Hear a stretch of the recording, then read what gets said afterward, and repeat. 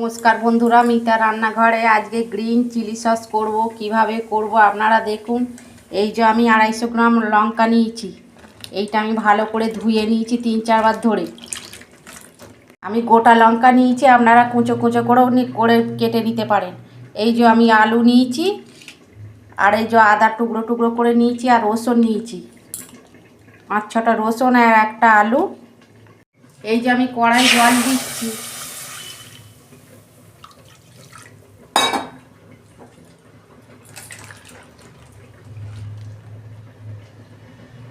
লঙ্কাগুলো দিয়ে দিচ্ছি জলে।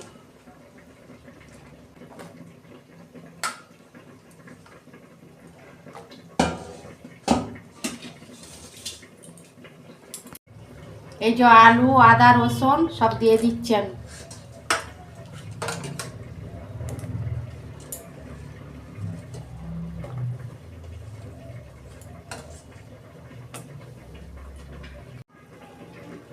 এই যে আমি পরিমাণ মতো 1 চামচ নুন দিচ্ছি। গোটা ধনে দিয়ে দিচ্ছি 2 চামচ, ছোট চামচে।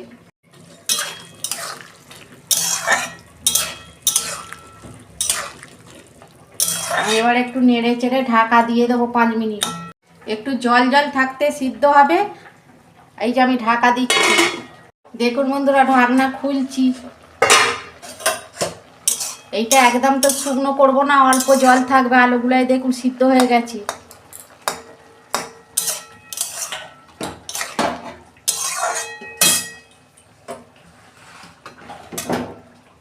ঢেলে ফেলছি। ঠান্ডা হলে এটা আমি বাটবো। এটা ঠান্ডা করে নিয়ে তারপর আমি মিক্সিতে বাটবো। দেখুন বন্ধুরা, লঙ্কা আলু ঠান্ডা হয়ে গেছে। আমি এবার বেটে নেব।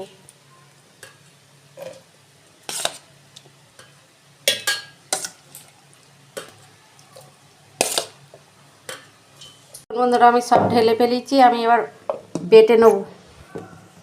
দেখুন বন্ধুরা, আমি বেটে নিয়েছি। ছাঁকনি দিয়ে আমি পেস্টটাকে ছেঁকে নেব।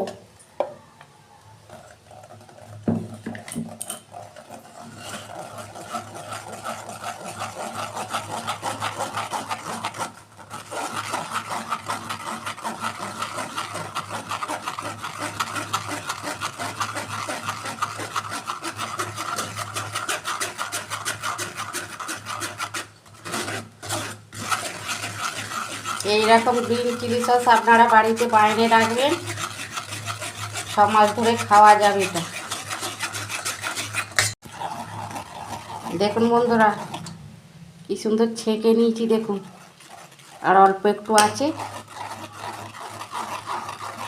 না ছাকলে তো এই দানা টানা যদি থাকে, ওটা থাকলে সসটা খারাপ হয়ে যাবে।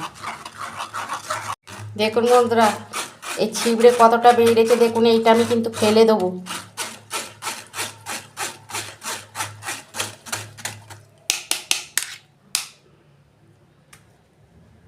দেখুন বন্ধুরা, এই সসটা আমি কড়াই দিয়ে দিচ্ছি।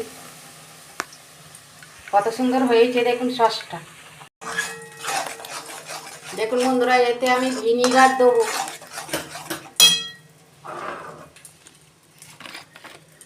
এই যে কাঁচের একটা কাপ নিয়েছি।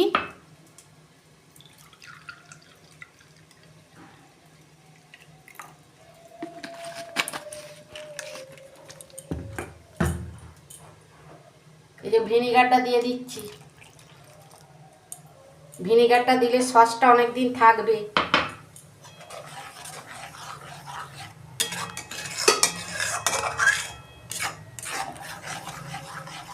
কাঁচের বয়ামে একটা রেখে দেবেন। এই যে আমি 1 চামচ চিনি দিচ্ছি।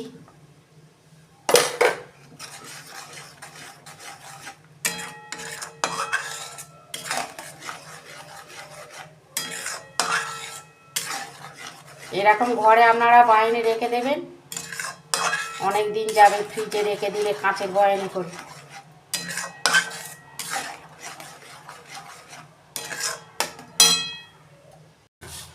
এইটা আর একটু 2 মিনিট ফুটতে একটু শুকনো মতন করে নিয়ে আমি নামিয়ে নেব। দেখুন বন্ধুরা, আমার সস তৈরি হয়ে গেছে। এবার আর 2 মিনিট হবে, তারপর আমি ঢেলে ফেলব। দেখুন বন্ধুরা, সস আমার হয়ে গেছে, আমি এবার ঢেলে ফেলবো। এই দেখুন,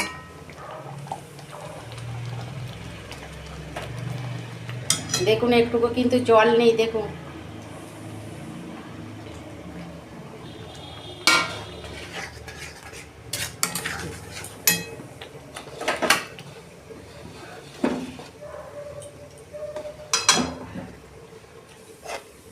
এটা গরম তো, সেই জন্যে আমি এতে ঢেলে রাখছি, পরে ঠান্ডা হলে কাঁচের বয়ামে আমি ঢেলে রাখবো।